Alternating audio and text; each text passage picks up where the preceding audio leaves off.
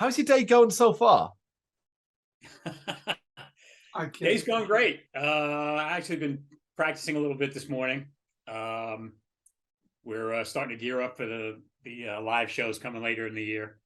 So just been working on that this morning. Before we continue, though, I have to say thank you so much for your review, for the write-up you did about the album. It was really over the top. I mean, we really appreciate it. It was really very, very nice of you. I really appreciate it. Absolute pleasure, generally. Thanks. How about you, Douglas? How's your day going? I can't complain. The weather in New York has been very bizarre in the past few weeks. Like last week, we had a tiny bit of snow. And I say a tiny bit because it was nothing compared to what a New York winter used to be like. And now it's officially spring and it's starting to feel like spring. So yeah, no complaints. That's all we can hope for. No complaints. I'm glad to hear it. Yeah. It's been literally 5 days as of the time of recording since the release of Waves of Loss and Power. Overall, we're talking about not just critical reactions, but also the fans' reactions. How have you found it so far? Well, I can tell you from a social media perspective, there's been a lot of outreach going back to May of last year when the signing announcement was made with Sensory Records. And,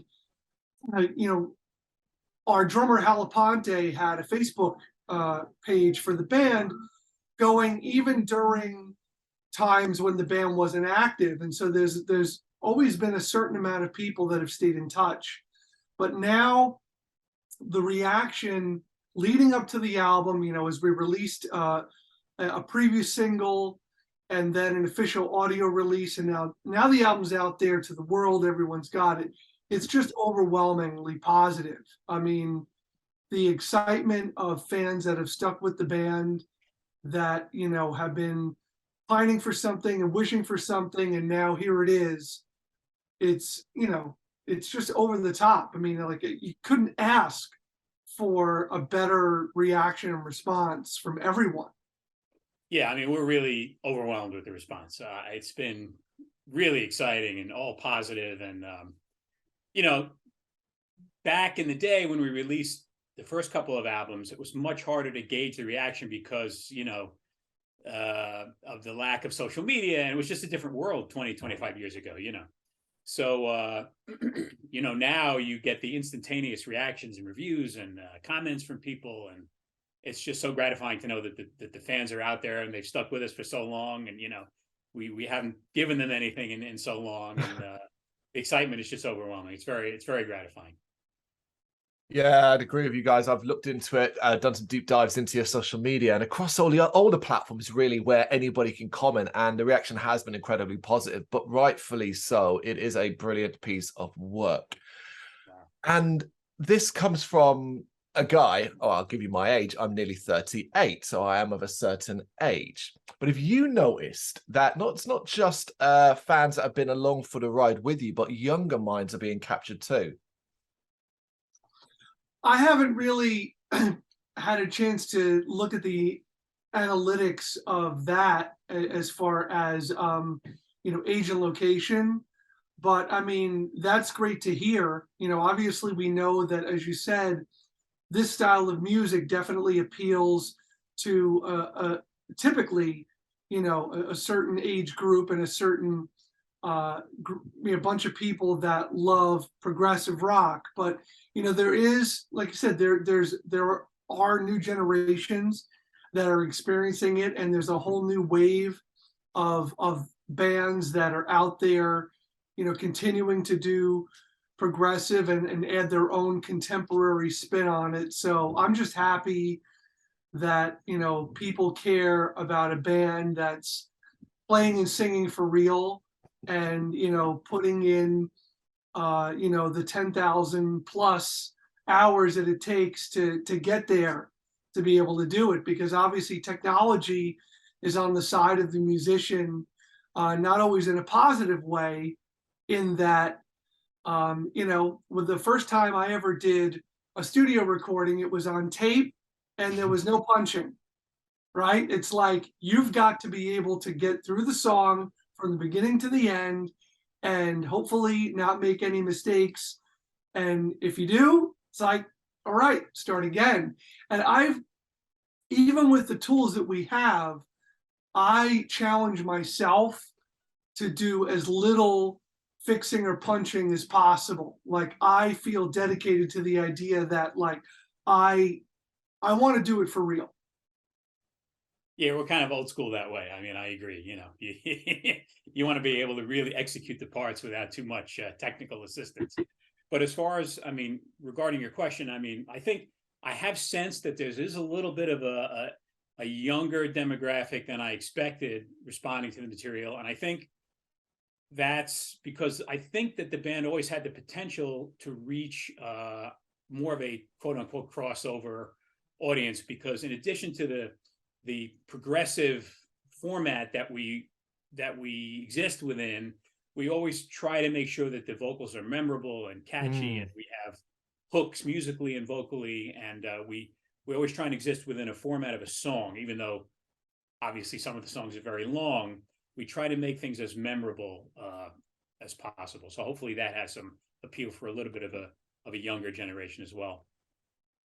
Yeah, and as you said, it's such early days. It's not even a week out in the world yet. I feel like this is the sort of metric you can judge better in 6 to 12 months' time, and then have a much clearer view. Yeah, that'll be interesting to see for sure. Well, take me back then to the early days of its creation. In particular, your vision. Did you have a clear idea of what you wanted to do with Waves of Loss and Power? Go ahead, Doug. Well, what we knew early on was, as we started the writing process, there were two, what became the really big what we're calling the prog epics on this album. So Perpetual Child Part 2, which wasn't originally intended to be, a quote unquote sequel, but it just, Josh could talk about how that ended up becoming such as it is.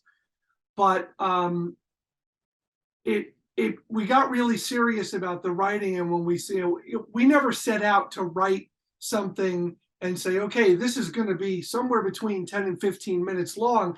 It doesn't go that way with Ice Age.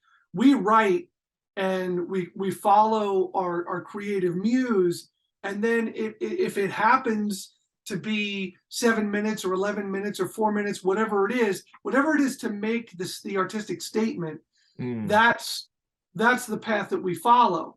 So we had Perpetual Child, which was, the first thing that we ended up writing together for this album. And then also To Say Goodbye, which again, when you combine parts 4 and 5, you're talking about 17 minutes of that suite. And those, so I kind of feel like we swung for the fences with the most epic prog pieces right out of the box. And, from that point, I think the vision was anything else that we do that's going to be on this album has to match the quality of what we're producing right now with these. And it's got to sound like Ice Age, and it's got to meet that standard. We all hold ourselves individually and collectively to a very high standard of, like Josh said, it has to be memorable. It's got to make sense, and it's got to hang together where it sounds like us. And that's, when you talk about the core three, Josh and Hal Aponte, who I mentioned, and Jimmy Pappas, the guitarist, who's like the architect of all of these amazing riffs that you're hearing on this new music, and always you look back at The Great Divide and Liberation. With those three core guys, you put them in a room and they have instruments in hand. That's what it sounds like. Like there's nothing contrived about it. It is just naturally and organically, they start playing together, and it's Ice Age. That's just what it is.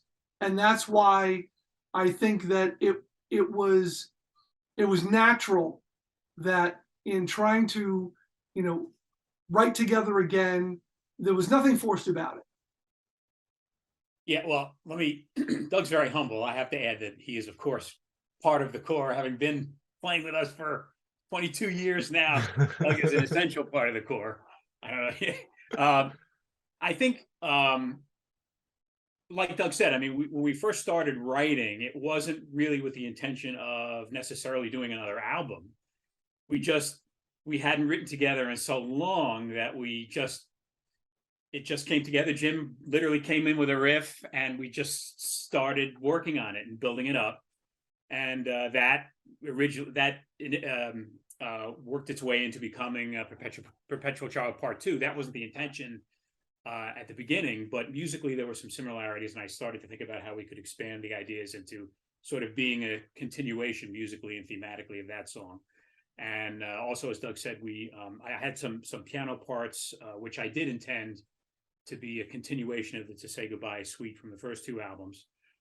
So we worked those up, and then the creativity was really flowing, and we've always had that musical chemistry, and it always seems to work well. Jim will play a heavy riff, and Doug will have a bass line, and Hal will have the perfect beat for it, and I'll figure out what to do with it, and it always worked well. And but there was no, as Doug said, it was very organic. There wasn't any particular plan of what kind of music was going to be on the album when we decided we were going to do another album. Heavy, soft, in between. It all just sort of flowed and came together naturally. But there must have been a specific point when you realized, when you particularly got there and thought, okay, this is now taking shape. Now we understand. Now we are looking at potentially a track listing, a number of tracks, a number of ideas. Do you remember that specific point, or what that was? Yeah, I think, well, we had put together demo versions of the, as I said, Perpetual Child Part 2 and Say Goodbye Part 5, and sent those around to see if there might be any interest in putting out another album. And at that point, when Ken Golden from Sensory contacted us and said he would like us to do an album with him,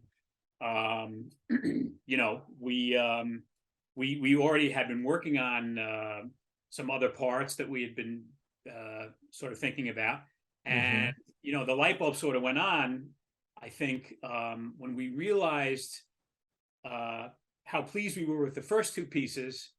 I think that's when we started to get more calculated about, well, I wanted to do, for example, River Flow. The song River Flow is almost an intentional Genesis homage, and some of it there. And there are some other, that part of Needle's Eye is a clear Black Sabbath homage. I mean, the wheels started turning once we realized we were really going to do an album. Sort of the points we wanted to hit, the influences we wanted to make clear to people, So I think once we realized that we were going to have the opportunity to do another album, that's when it sort of came together. Did you find that you struggled early on to balance what Ice Age was once, 20 plus years ago, but also your own development as musicians over that period of time, and the shift in music in general over the past few decades? So I can speak to that. I think that if anything, I won't say consciously, but I would say more of a collective unspoken agreement. There was a need to be oblivious to that. And so we've experimented in the early 2000s with the idea of trying to go in a different direction and be contemporary and be something different than what Ice Age is. And that wasn't the true, authentic nature of this band and this collective. And that's why, it was so natural for us to just, when we started writing those two songs like Josh mentioned, we weren't thinking about an album. We weren't thinking about, oh, okay, these are the first two songs that are going to be an album. We were just thinking, we haven't written together in over a decade. We're enjoying this experience.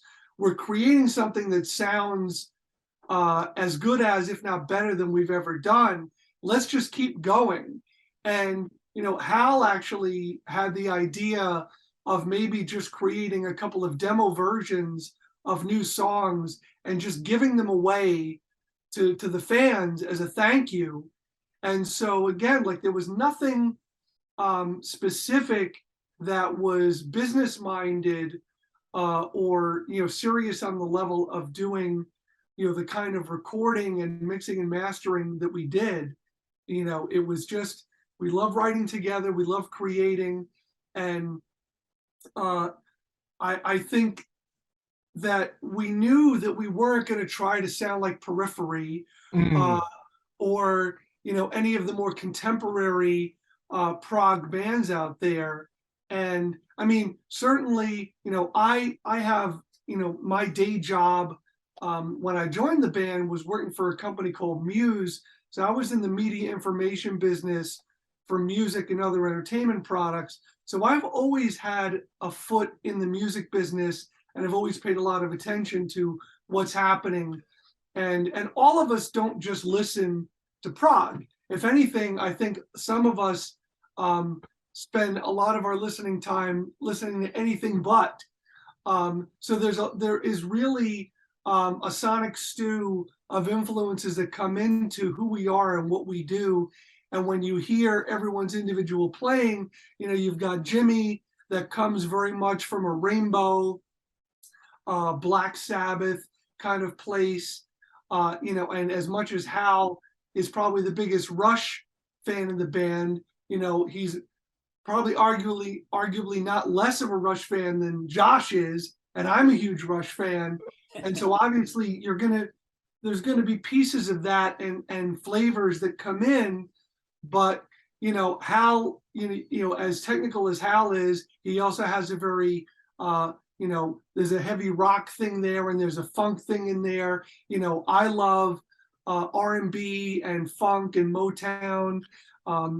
And, you know, and Josh has a whole classical music background from before he ever got into rock.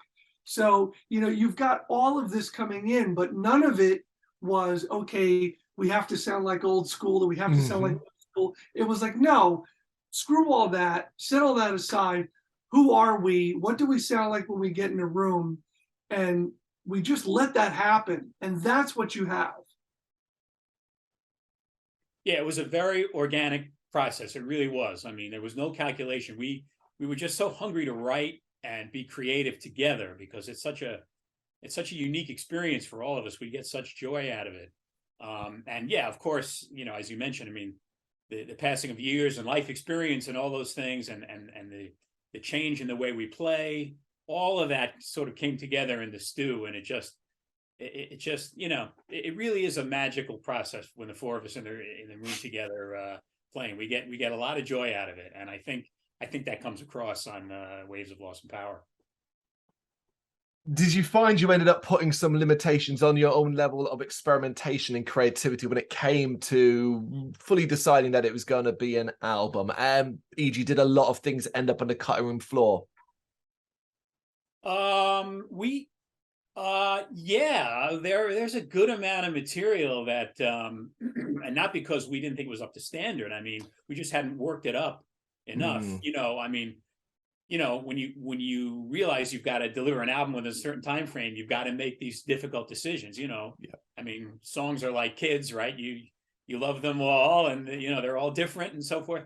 So yeah, we have material that's sort of half worked up and still percolating, and we'll in the very near future get back to working on that stuff. But yeah, those decisions are hard. But you sort of have to say, okay, I love this piece, but we're gonna save this one, and we're gonna save this one, and let's focus on X, Y, and Z.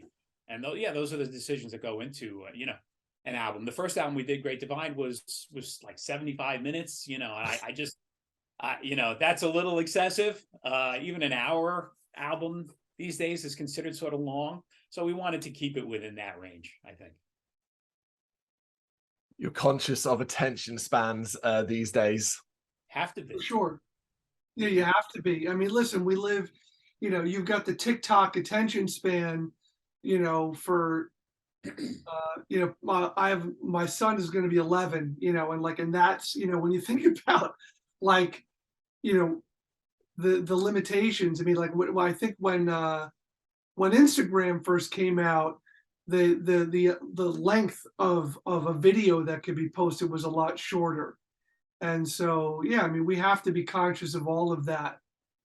When we're trying to make the most of promoting this album across all those platforms. Yeah, it's bad enough some of the songs are 15 minutes long, right? But I mean, that's a prog sin. There's no way around that. So yes, it's almost an expectation. And I'm glad you Right. kind of segued yourselves into social media, because this one is always one of my most fascinating questions, to converse with such a wide array of bands from ages and locations to get their opinion on. So I'm fascinated to hear yours. A lot has changed in the industry since, I mean, go back to 2001's Liberation, for example.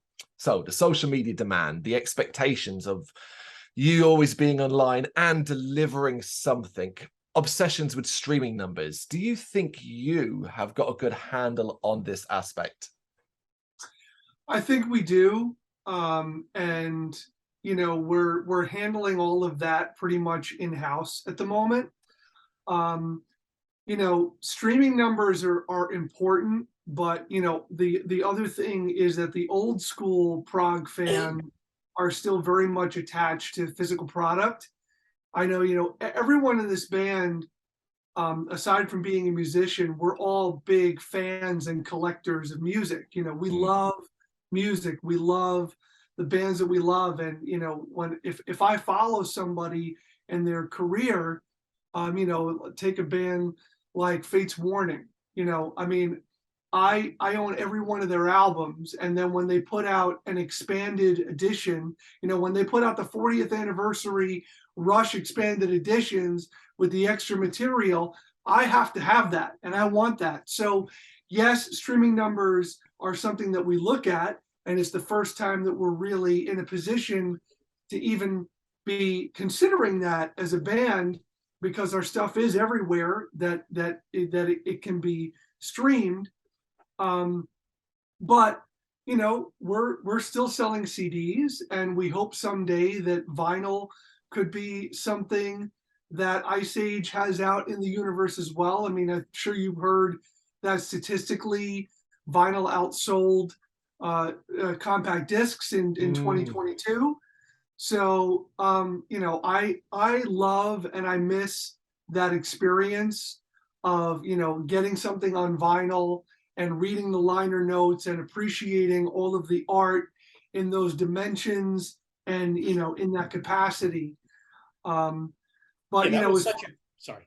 Go ahead. I was going to say that was such a big part of the experience. I mean, that's just our generation. I remember, going to the record store and buying, like, say, Rush's Grace Under Pressure, and looking at the cover and holding it in my hand and ripping off the plastic and looking at the sleeve and the lyrics and all of that. It's the tactile experience is such a part of it. It was such a part of growing up, and I think it's unfortunate that younger people miss that part of the experience. It's sort of the falling in love with the music and the band. It's the scattered focus these days makes that kind of experience much more difficult. And as you say, the generally shortened attention span that we all suffer from these days because of technology. No, I completely understand. I don't do well at remembering artwork when I see it in the streaming, but I can still remember the very first single I ever picked up that was in a gatefold CD box and folded out to 3 panels. I can picture that in my head, and I would have been 11 then. Yeah, right. I remember the first CDs that I bought, and they came in the long boxes, and the whole reason that they created the long box was because when you needed to rack the product, because they didn't want to have to redesign all the racks in the record store, 2 long boxes side by side would fit where a vinyl album would fit. So, and then, so for the longest time, they would do the long boxes, and then eventually they redesigned the stores as things got away from vinyl and more to CD. and everything was racked for CDs. Yeah, and I think we all had a pile of those long boxes at some point. Oh Because yeah. it was like that was like the album cover. You know, what do I do with this? I mean, Yeah, I never wanted to get rid of those. right, exactly. Because there'd be elements of the artwork that you otherwise wouldn't get in this tiny CD booklet.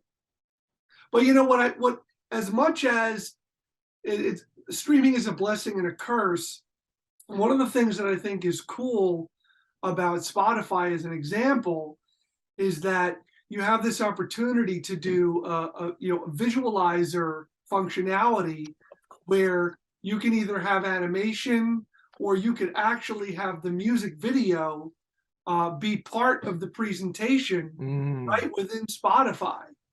So that is that's a cool thing. Yeah, of course, there are positives to it. And ultimately as well, it's getting your music out quicker and faster to the whole world than that you could ever have imagined 20 plus years ago.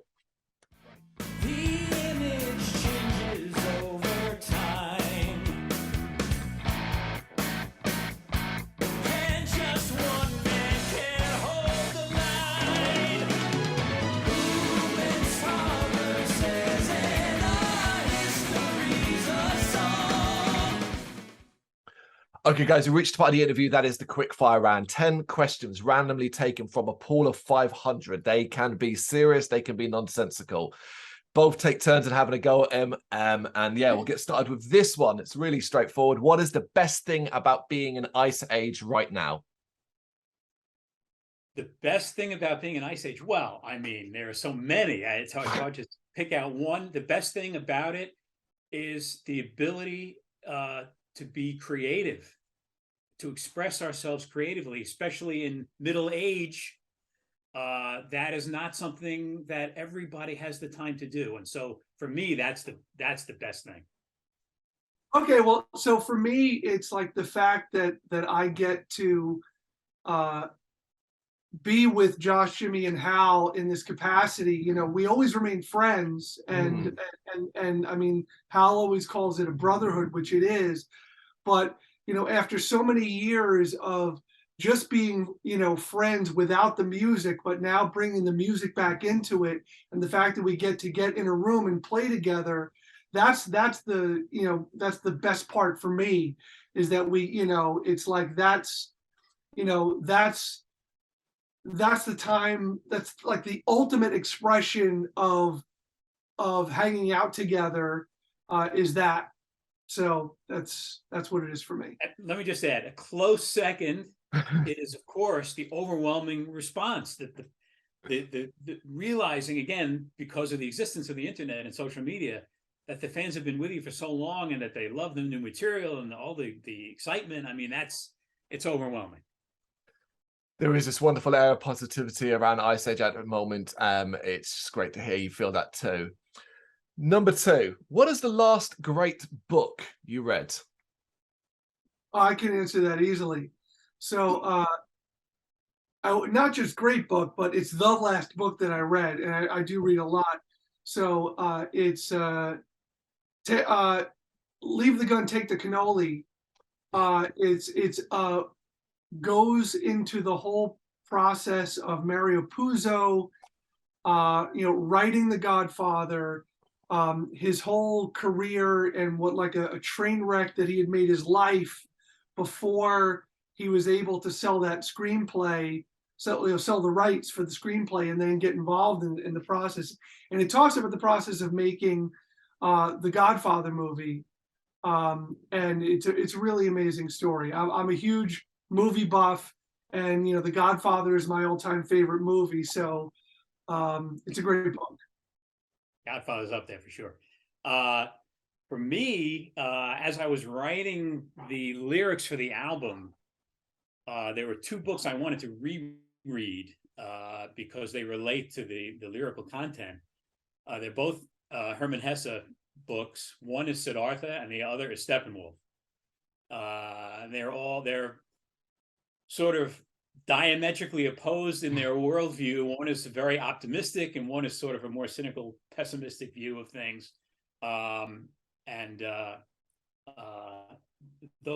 It was really interesting not having really read them for a couple of decades to see how my perspective may have changed a little bit on them from when I originally read them when I was in my 20s, for example. But you know, without going into too much detail, Steppenwolf, for example, is about a very sort of world-weary, middle-aged, pessimistic guy who's trying to learn how to laugh and enjoy himself again. And Siddhartha, of course, is about the young Buddha experiencing the world and love and all of these sorts of things. And basically, at the end, he sits and he realizes that all he needs really is to sit next to the river and listen to the river speaking to him. And that, of course, is obviously a part of the song River Flow. So yeah, it was wonderful to read those books again.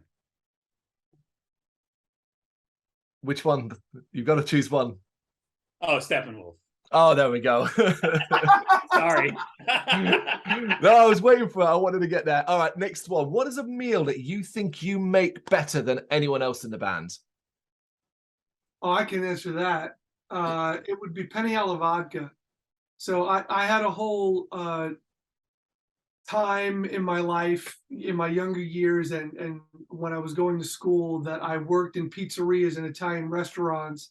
So I had a few different people teach me how to make Italian food. So like, there's a lot of different Italian dishes I can make, and that one is probably at the top of the list. I am a pretty hopeless cook. I am hopelessly incompetent when it comes to cooking. I would say I've tried to cook fish in a sophisticated way, like some mung chung, which is like a cold water South Pacific fish. So I think I could pull that off better than anybody else in the band. Oh, wonderful, wonderful. Name a movie soundtrack that you simply adore.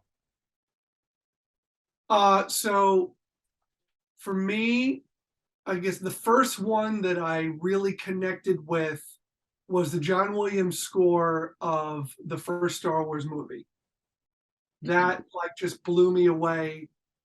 Yeah, that's the first soundtrack album I ever purchased. Oh, wow. There are so many. I was such a huge fan of soundtrack and film scores growing up. I'll give you maybe a sort of obscure one. The 1976 remake of King Kong by John Barry. Oh, wow. That score I fell in love with when the movie first came out. I think I was like, 10 years old or something like that, or a little younger than that. And I actually just purchased it on CD a few weeks ago. I've been listening to it like crazy. So that's a strong one. Amazing. What's one thing you would like to see change in the music industry that you think could improve things for all bands? That's easy. So the compensation on streaming is, there are so many zeros after the decimal point before you get to a numeric value that means anything. And, unfortunately, this even goes back to CDs. The way that artists get compensated, and the way that the industry treats artists in general, as far as the whole concept of recoupment, which goes back decades in the business. I think that we as a society have devalued art, not just music, but all forms of art. And because we've made it so easy, and because you've got now a couple of generations that assume they should be able to get it for free, that all started with Napster, it's been devalued. So I think that what could change, and what I would hope to change, is that artists would get compensated more fairly for their work. My answer would be almost identical. I think Doug put it very well. I think the compensation model for musicians and artists in general has to be changed. It has to be improved. Art is something that people take for granted, obviously because of the technology. It's readily available, and people don't even think about the energy, the effort, and the years of practice and work that go into creating art. And art, it is devalued in our culture. Art is what gives us joy and sadness and everything in between, and makes us think about the human condition. And it's extremely important that those who create it should be compensated fairly for what they create. I think we could talk about this and go down a deep dive down this direction. You know, as recent times, I'm sure you guys would have seen, obviously, there's a bit of a pushback on merch cuts and venues and so on, and it's just keeps hammering away to the point where you're starting to wonder if anyone's ever going to be able to be inspired enough to make music going forward or art going forward. Okay, simpler this one. What's something that helps you to de-stress and relax? So for me, actually cooking is one of those things. Oh, You know, lovely. it's a hobby that I've always had. That and yoga would be the two things. Yeah, I would say exercise, which I don't do as much as I should, but you know, I like to lift a little bit. That actually helps me sort of slow down my thinking and sort of focus on what I'm doing, which is difficult sometimes. And you know, the other thing would be just playing, creating, just sitting and you know, noodling around on the piano is always, my whole life, something that helps me sort of relax and again get centered into myself and put away the distractions of everyday life as much as it's possible. Yeah, there are a ton of distractions, even more these days than ever. So anything you can find to help you just distress is important. We're at a pub and I'm buying us around. What's your order? I can give you mine. It's got, mine is would be a Macallan 18, which is a pricey item, but I'm a big Macallan fan. Well, I'm buying, so it's okay. All right, so for me, it's probably going to be either Grolsch or chilled SoCo. Wow. What is your favorite musical? Also easy for me, and a big musical fan, and that influence is, you can hear it pretty heavily if you listen for it in the Ice Age music. I'm a big Sondheim guy. Sweeney Todd is my all-time favorite, because not only because of the genius of the lyrics and the music, but also the darkness and the social commentary that's just everywhere around. So that's on the top of my list as far as musicals. Amazing. That's a great answer. This one's tougher for me because I've seen a lot over the years, but I coming back to like the first one that I was ever exposed to, because I got to see it on television, was West Side Story. I'd imagine that was a lot of people's first as well, of a certain age, particularly because it was shown on TV. Yes. That's probably number 2 for me. West Side Story is, you know, that Bernstein and Sondheim combo is, you can't beat that. It's incredible. It's incredible. All right, penultimate one. What is a talent that you don't have, but you'd really like to have? I can't whistle. Oh, okay. That's a good one. I'd like to be able to fix my car. I am terrible with automotive mechanics. I cannot absorb it. I've tried many times throughout my life. I make a mess and I break things, and that is a talent I desperately wish I could achieve. That's an amazing one. Absolutely. All right, last one then. We're really looking ahead to 2023, really the latter part of it. What's a realistic goal that you would like to achieve with Ice Age this year, over the last 9 months?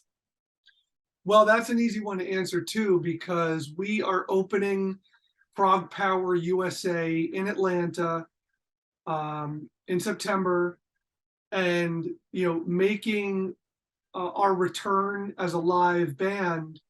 That's where a great deal of our focus is between now and then. is preparing for that and making sure that, you know, again, with this incredible response for the album, you know, we want people to see that, you know, Ice Age always had a reputation, and I'm saying before I was in the band, of being an impeccable live band. And that's the only way that we could present ourselves now. Yeah. We can't go out in any other iteration than to be that. And I think the other half of the answer would be, in addition to preparing for the live shows, we want to get hard at work on writing new material for the next album, because that's where we're headed. You know, and like I said, we do have a lot of material that didn't make it onto Waves of Lost and Power, but you know, we're pretty thrilled about all of it. And so that's in addition to preparing for live, we want to, I'd say, get a good chunk of the next album written by the end of the year. That's fantastic, and I cannot wait to see what happens over the next 9 months and further along, because it is, as we said at the very start of this interview, been less than a week since Waves of Lost and Power has been released, but I do urge everybody to go check this out. It is a spectacular release, and I wish you all the success going forward, gentlemen. Thank you so much for taking the time to do this. I really appreciate it. Our pleasure. Thanks so much for having us. Thank you very much for watching. If you liked what you saw, please help us out by giving us a thumbs up and hitting that subscribe button. If you really liked what you saw, consider donating to keep the website and channel running by buying us a coffee via our coffee page or picking up some merch from our Big Cartel store. You can check us out on gbhbl.com, as well as via our social media, Facebook, Instagram and Twitter, as well as listen to our interviews via SoundCloud, Apple Music and Spotify. Just search for GBHBL. Games, horror and heavy metal. What else is life for?